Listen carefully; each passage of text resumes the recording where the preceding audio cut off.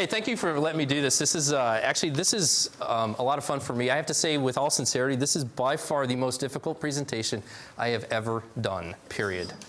That is a very, very true statement. It took me a lot of time to put this together because, one, because of the audience. I'll talk a little bit about this audience in a little bit as we go forward. And the other, because we have a lot of ad hoc things in life that happen. And I go, okay, I got to talk about this experience.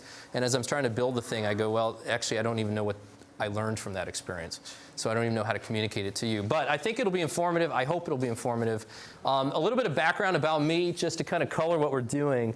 I have a very odd background to be here. I went to Penn State undergrad, and then I was in an Air Force Reserve Officer Training Corps at Penn State, and then I went straight to pilot training at Williams Air Force Base in Arizona. I graduated there after a year. Then I became a T-37 instructor pilot at Williams before the base closed in 1992. This is a T-37. It's a twin engine. It's actually retired now, but it's a fully aerobatic spin type aircraft. High performance, but very, very, very slow. But I flew this for a couple years, and then the base closed, and I went off to fly the E-3 AWACS Frisbee around the world. I did a lot of, although it says Tinker Air Force Base, I was deployed. This was during peacetime. I was deployed 300 days a year. I was particularly in Saudi Arabia, Turkey, watching the northern and southern no-fly zones of Iraq before the second Iraq war, and then also doing a lot of counter-drug stuff out of Panama. So we would go and do counter-drug surveillance, looking for low-flying aircraft over the Caribbean. So I did that for 4 years, and then I went back to the T-37. This is actually my last flight in the Air Force. That is, yes, Penn State cheerleader Barbie. I was a T-37 instructor at the instructor school. I was also an evaluator pilot, and I'll talk about that experience in a few minutes. And I was a spin demonstration pilot. And then I got out, and I went to get a PhD at Penn State. And then at the time, Penn State had a fantastic PhD program in accounting, one of the better ones. We were placing people at MIT, Harvard. We placed somebody at Northwestern and Wharton. And of course, I landed here. I do research in insider trading, exec comp, financial reporting standards, and international accounting. And I teach the International Accounting Advanced course here. I should say I taught, because I am leaving the school this year. And we'll talk about that if you want later. But I'm not going to bring that through here.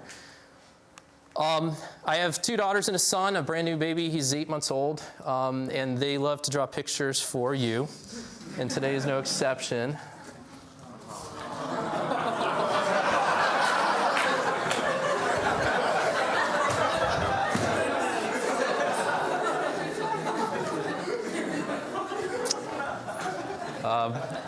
So that's Ryan, Taylor, and Megan.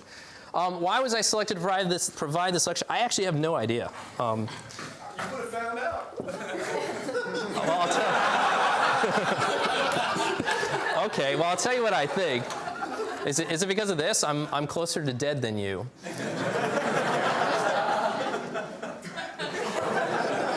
In fact, you shouldn't have friended me, Kathy. In fact, I'm right here. I'm right here at this scary part where I'm halfway dead. So I have more to talk about than you do. And you guys are still partying in foam, and I'm changing diapers. I also owe the academic committee a lot of money, and they are extracting rent from me. So there were 25 take your professor to lunches, a $15 gift card, so $375 I owe you guys. So this is part of that compensation. Why did I agree to do this talk? I think it's extremely important to stop and reflect on where you've been before you step out and go further, and this is an opportunity for me to do that. I also think this is extremely important for me. I actually believe that you can be more successful if you internalize other people's experiences. For some reason, teenagers have a very difficult time doing that, and they have to learn on their own through their own pain. But sometimes I actually watch what other people do, and maybe you can learn from my personal experience. I also think it's important for me to implicitly honor some of the people who had a material impact in my life. I would not be here without the help of several people. I'm not going to talk a lot about them, unfortunately, but this is implicitly honoring them. And also, I'm trying to get more free lunch. I am free some next week. Okay, so here's what we're going to cover. It was very difficult for me to kind of collapse this, so I'm going to go through an experiential lesson about whistleblowing, some perspective for the ambitious, because I'm extremely ambitious, and I know that you are, and I'm actually struggling with an issue that I'll discuss with you, and I suspect many of you will have the same issue going forward. Some thoughts about vulnerability, relationships, because many of you are at an age where you are considering or you are entering long-term relationships, and I have some serious fundamental philosophies about that. And then some pretty cool closing thoughts. So it's kind of ambitious, but here we go. This is the whistleblowing. This is a serious thing, and I know you don't understand what this thing is. So let me explain this. We don't need a lot of this, but I was flying as an evaluator pilot in the T-37. We had a brand new lieutenant colonel. I'm a captain. He's a lieutenant colonel. He's a fighter pilot, so he outranks me by a lot. He's coming into our squadron leadership. And he is, again, he's a fighter pilot, so I kind of defer, wow, this guy's flown a lot of, and he's had a lot of experience. He's also going to be part of our squadron cadre, and so there's a fraternity in our squadron. We kind of take care of each other. So we're flying this mission, and he does a bunch of stupid things in the area, and I'm not allowed to talk to him throughout the entire flight. So I'm just sitting there as a passenger. And we're flying in, and we're doing a typical instrument approach into Kelly Air Force Base in San Antonio. And what this means is this is the approach to the runway to the north. This is an approach to the runway to the north here. This here, this 1,040, is an altitude called a minimum descent altitude. Any pilots in the room? Nobody? Okay. It's a minimum descent altitude, which for this particular approach, you are not at all even 1 foot supposed to go below that altitude unless you're in a position visually to hit the glide path and you can go in for the landing. So you have to see the runway, you have to be on glide path before you can descend below that altitude. So we're flying along, we are not in a position to get to the glide path, and he drops 200 feet below that altitude, which is a check ride bust for any human being in the Air Force, period. It's a clear bust, it's over. And part of the reason why is because 840 feet puts me 27 feet below this obstacle right here. This is a set of towers, and it's actually 200 feet below those other towers. And so I go altitude, and he raises, he climbs finally back up to altitude, and we get down on the ground, and I go, okay, what do I do with this guy who's going to be one of my leaders in the squadron? He outranks me by a lot. He's a fighter pilot, and we're a fraternity. How do I handle this? And it's really embarrassing to go through this. And I said, okay, sir, here's the deal. You screwed up. I should bust you. And he goes, oh, I know. I'm so sorry. It won't happen again. On and on and on and on. I didn't bust him. It was a clear-cut bust. So he's in a position where he has no thrust to make the runway. He doesn't have time to restart the engine. They eject. They get injured, but not severely. And the airplane crashes. It's a brand new aircraft. They haven't even transitioned people on it. The airplane's toast, so the taxpayers are all threw their money away on that. And it was completely avoidable, rather. Completely avoidable. And the funny thing is, I sit back and I heard about this and I go, you know, I could have pulled him out, and I should have pulled him out, because there were so many instances during this flight when I was his evaluator when I could have said, this is crap. You're done until we get you through a flight evaluation process. And that's the process that they go through if you bust check rides. And you needed to be evaluated. In fact, I don't think his head was in the game, but I deferred to the fact that he was in a higher ranking position. He was an important person to the squadron, and I felt kind of compelled to do it. And so you map this into your due diligence meetings. I mean, it doesn't take a lot, I think, for me to kind of map this into where you guys are going. There are a lot of decisions that are going to be made where you're going to be in an opportunity where you smell it out and you sniff it out and you kind of know it doesn't smell right. You got to make the call. You have to make the call, because the implications could be severe, particularly now. We're seeing all kinds of fallout in the economic markets where people didn't blow the whistle and didn't make the call, and people are getting hurt as a result. I'm actually very thankful. I don't know what's happening to this guy or what's happened to him. I have to believe he retired, but I'm very thankful nobody got killed here, because very easily, I mean, this is on an approach. When they ejected, they were on approach to final, and there's all kinds of buildings underneath these approach patterns. So nobody got killed out of that. So that's my whistleblowing story. Hopefully that resonates for you. This thing is something a little bit, we're going to transition to something I actually feel very strongly about. And this is in perspective for the ambitious. Let's start with the set of all human beings. And then let's jump over and say, hey, we're fortunate to now be in the set of all human beings domiciled in an economically advantaged country. Or we could say we're wealthy. And let's say, hey, we're actually better than that. We're in the set of all college graduates. So I feel very fortunate to be in the set of all college graduates. I went further. Dustin, you here? Dustin's not here? Aww. Anyway, Dustin and I are part of the set of all Air Force officers because he went to the Air Force Academy.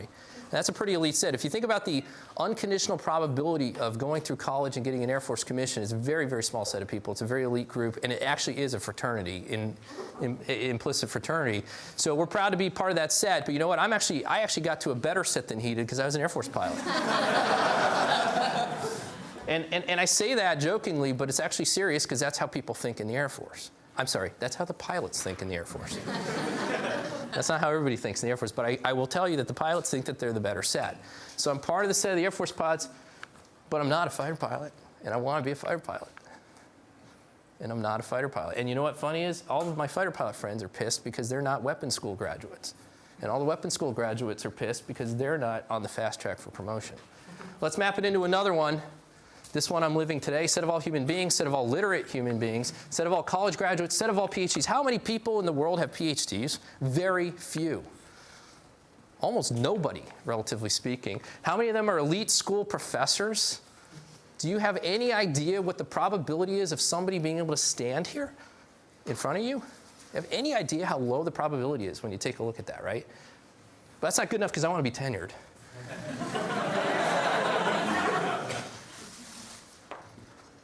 I want to be tenured, and I'm living with this right now because that's an uncertain outcome. If you continue to select into more successful peer groups, sooner or later you will become the left tail of your reference distribution.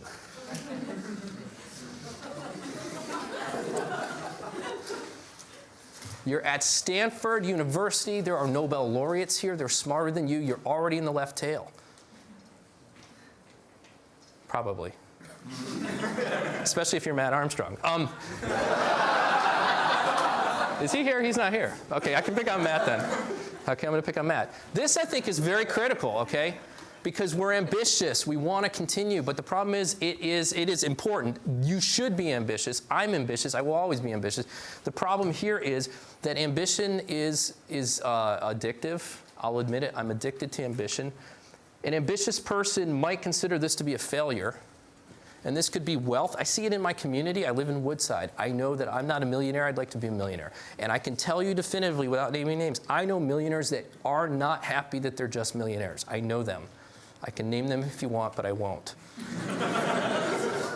This could be intellectual distribution. This is the left tail dilemma.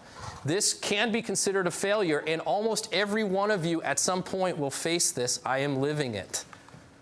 It, in my mind, seems important to find perspective, because if you end up sitting at the right of the next lower group, so if you remember, the next lower group is somewhere over here, and if you're over at the right, if you're in here, you're at the left. One experience I've had is if you make it to the elite group, you're probably not respected well in that elite group.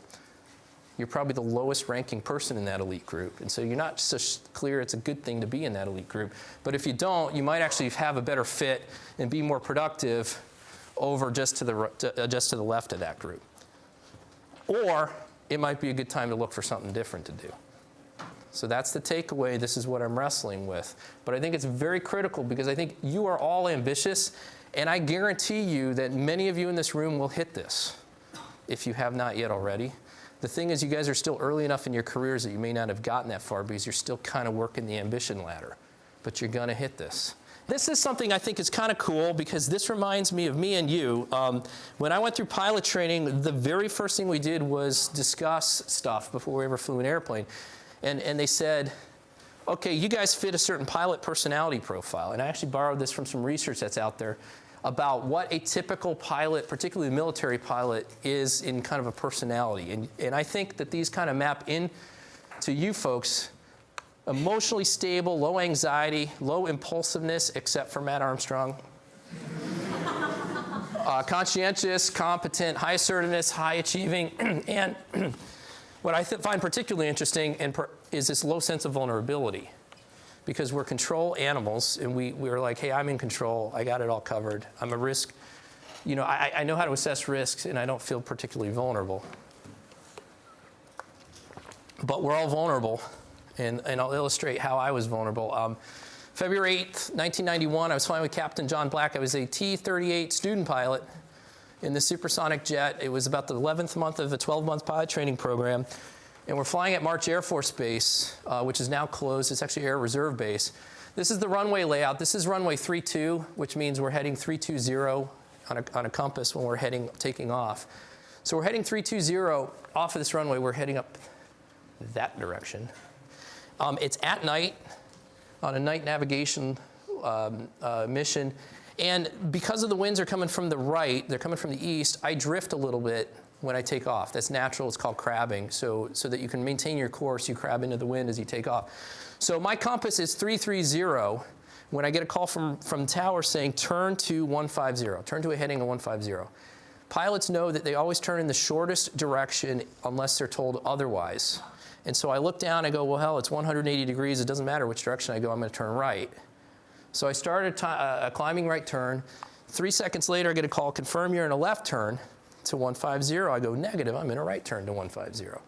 And at that point, John Black goes into full afterburner, raises the nose almost straight vertical, and starts a left bank turn. And we almost took out that tower. I was about 20 feet from that tower.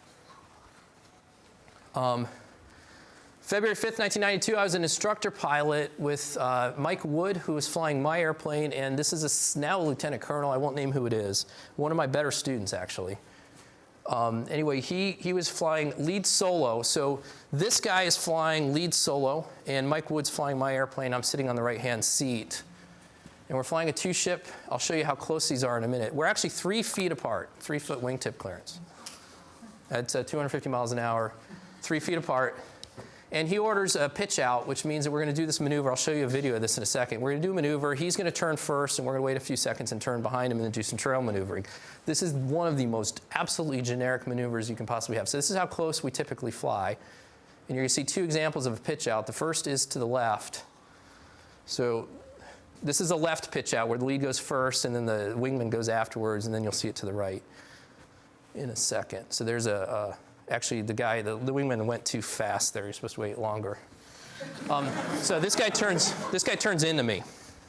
I don't know what the hell he was thinking. He clearly wasn't, because he turns into me. So we're already 3 feet apart, and he turns into me. And these are very aggressive turns.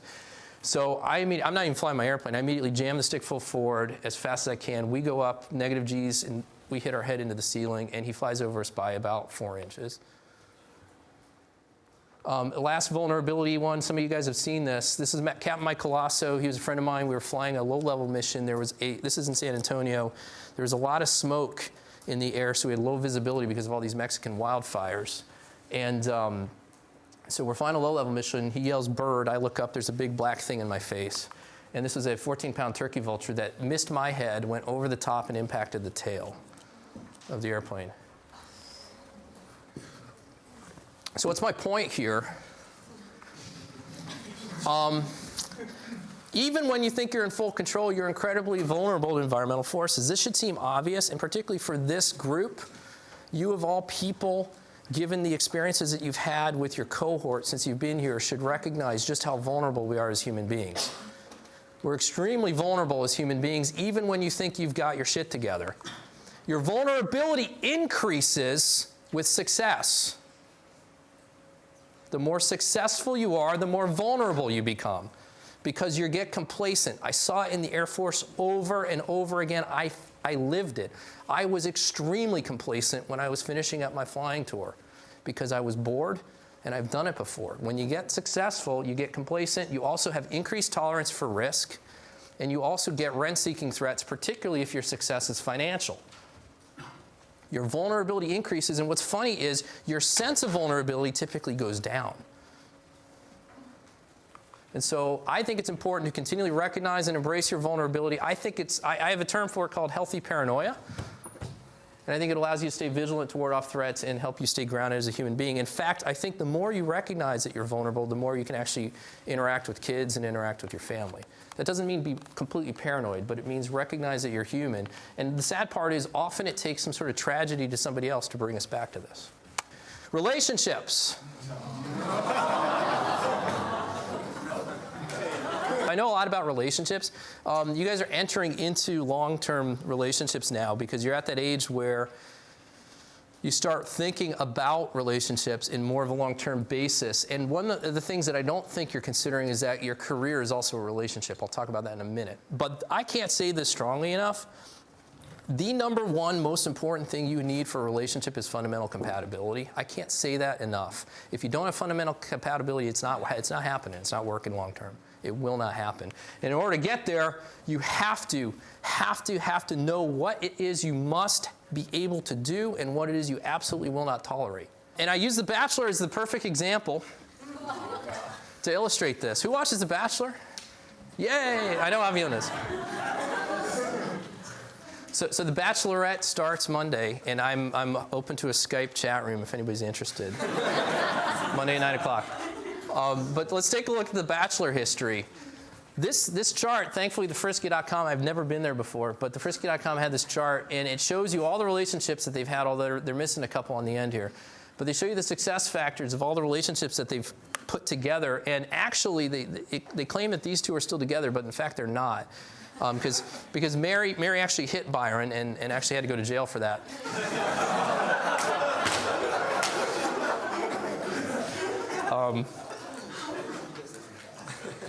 So they don't work. Well, why don't they work? Well, because they're not fundamentally compatible. How do I know they're not fundamentally compatible? You can see it, you can taste it, you can watch it. They don't understand each other, number one. Number two, the type of people that have to go on national reality television to find somebody fail to know what it is they're about, I think. That's my opinion. So what happened with Brad?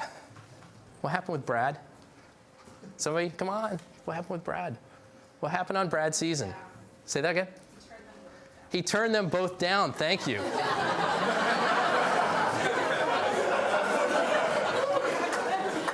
Very nicely done. Thank you very much.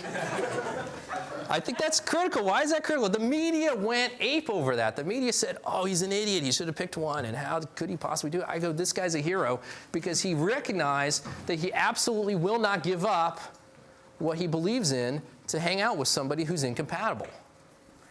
And I actually find the guy to be a hero. In fact, I think he's probably, besides, there's one that has, that's still together, they have babies and stuff like that. But besides them, so there's one success story that I'm aware of. But besides them, I think this is the role model here. Make sure you know what you want before you get into a long-term relationship. And you have to be fundamentally compatible for relationships, including your career. Your career is a relationship. You spend more time there than you do at home. Many of you seek transition when the challenge fades. I actually put all of you. That's why you're here. Many of you have a very strong sense of social responsibility. Most of you, actually all of you, like to call the shots. And all of you have a very low tolerance for inefficiency and waste. Trust me, I've taught you before. But here's what I think you'll miss most. Here's what I know you'll miss most. Here's what I will miss most. You ready to cry? Daily interaction with the most impeccably selected collection of the brightest, most genuine, most energetic, most interesting people in the world. You will never, ever, ever get an opportunity, except at reunion, to be around this cohort and this caliber again in your entire life.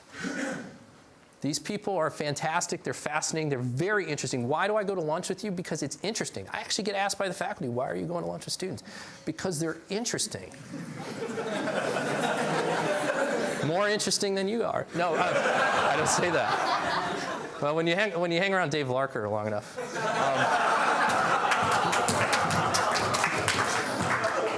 No, I love Dave. Sorry. Sorry, Dave. I'm not joking here. I actually think this is true. You will miss this dearly. And you should, because you're going to be around smart people because you select into being around smart people, but you will never get the daily interaction with this kind of group ever again. And you will miss this, and I hope you miss this. I've been asking this question for about 100 Air Force Academy applicants. So I was an Air Force Academy liaison officer, and I would interview high school students for the Air Force Academy. The first question I would ask them is, who was influential in your life? Every one of them could answer that question.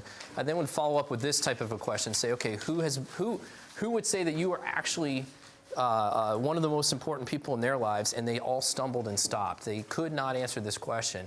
Granted, they were younger than you, and I know some of you have been able to answer this. This was a chance for you to hopefully self-reflect. What I think this is important about this is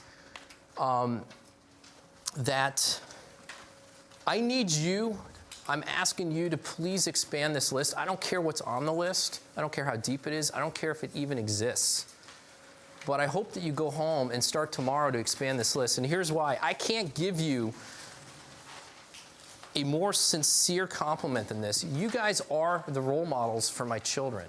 It took me 6 years to come to that realization. But when I think about the types of human beings in this world that I actually want my kids to grow up to be, except for Matt Armstrong, you guys... Sorry, Matt, I love you too. But no, seriously though, I mean, these are the type, I mean, you're not going to get a better set. You're really not going to get a better set. And the fact that you're actually in this room and at this institution indicates that somebody took an active role in mentoring you as you got here. And it's time for you to kind of pay that back. So I'm going to close off by saying this. Look, it's very hard to come up with an idea of how to distill 42 years of life into something that's meaningful for a group of people who are already at Stanford Business School. And I actually appreciate the opportunity because it allowed me a great chance to think a lot about stuff that I've done. It's been a pleasure and an honor to do this, and I appreciate the time.